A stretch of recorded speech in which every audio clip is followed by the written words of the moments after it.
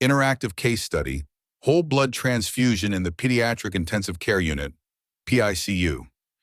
Case scenario, you are a Pediatric Intensive Care Unit, or PICU, resident on duty.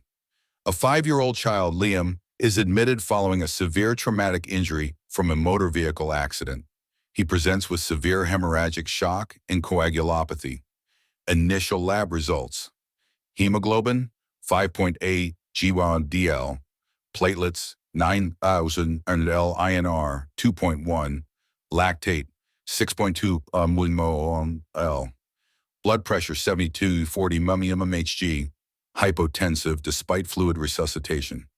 Heart rate 155 BPM, tachycardic.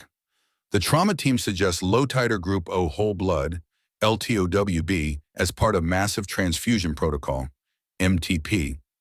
The attending physician asks for your input. Question 1. What are the advantages of LTOWB in this scenario? A. Contains all necessary blood components in a single product. B. Improves hemostasis due to cold stored platelets. C. Reduces donor exposures and risk of severe hemolysis. D. All of the above.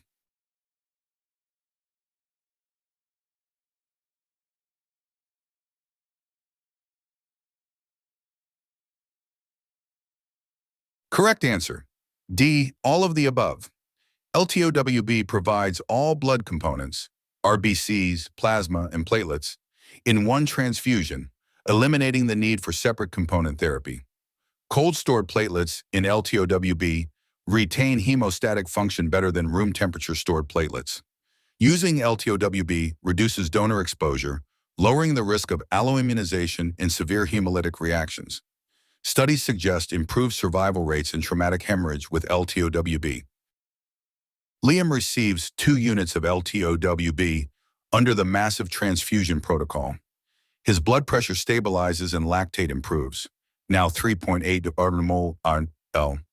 However, his INR remains prolonged at 2.1, and he continues to have oozing from IV sites. Question 2. What should be your next step? A. Continue LTOWB transfusion. B. Switch to component therapy with additional FFP and platelets. C. Administer tranexamic acid, TXA, for clot stabilization. D. Both B and C. Correct answer. D. Both B and C. LTOWB provides balanced resuscitation, but in cases of persistent coagulopathy, additional fresh frozen plasma, FFP, and platelet concentrates may be required. Tranexamic acid, TXA, is an antifibrinolytic agent that helps stabilize clot formation and reduces ongoing hemorrhage. A combination of component therapy and TXA is appropriate for patients with persistent coagulopathy. After additional FFP, platelets, and TXA, Liam's coagulopathy improves. On INR, it's 1.5. However, the surgical team raises concerns about potential fluid overload due to whole blood transfusions. Question 3. What is a potential downside of LTOWB in pediatric patients? Increased risk of hyperkalemia. B.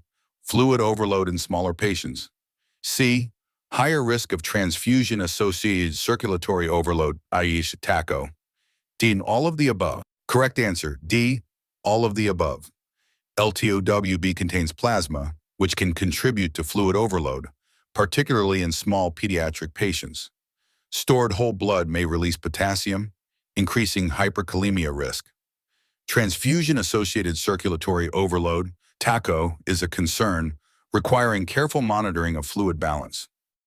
Liam continues to stabilize, with hemoglobin rising to 9.5 GROS-DL and normalization of vital signs.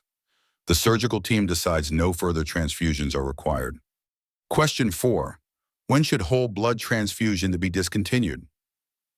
When hemoglobin reaches 10 GROS-DL. B. When the patient stabilizes and bleeding is controlled. C. After 4 units of whole blood. D. Once platelet count exceeds 15,000 LUM. Correct answer is when the patient stabilizes and bleeding is controlled. Whole blood transfusion should be discontinued when the patient stabilizes and there is no ongoing hemorrhage. Arbitrarily stopping at a hemoglobin of 10 g/dl is unnecessary. Clinical response should guide transfusion decisions rather than fixed thresholds. Key takeaways. LTOWB provides all blood components in one transfusion, improving efficiency and resuscitation in hemorrhagic shock. It reduces donor exposures, contains cold-stored platelets, and lowers the risk of severe hemolysis. Additional FFP platelets and TXA may be needed for persistent coagulopathy. Careful monitoring for fluid overload and hyperkalemia is essential, especially in small pediatric patients. Whole blood transfusion should be discontinued once the patient stabilizes and bleeding is controlled.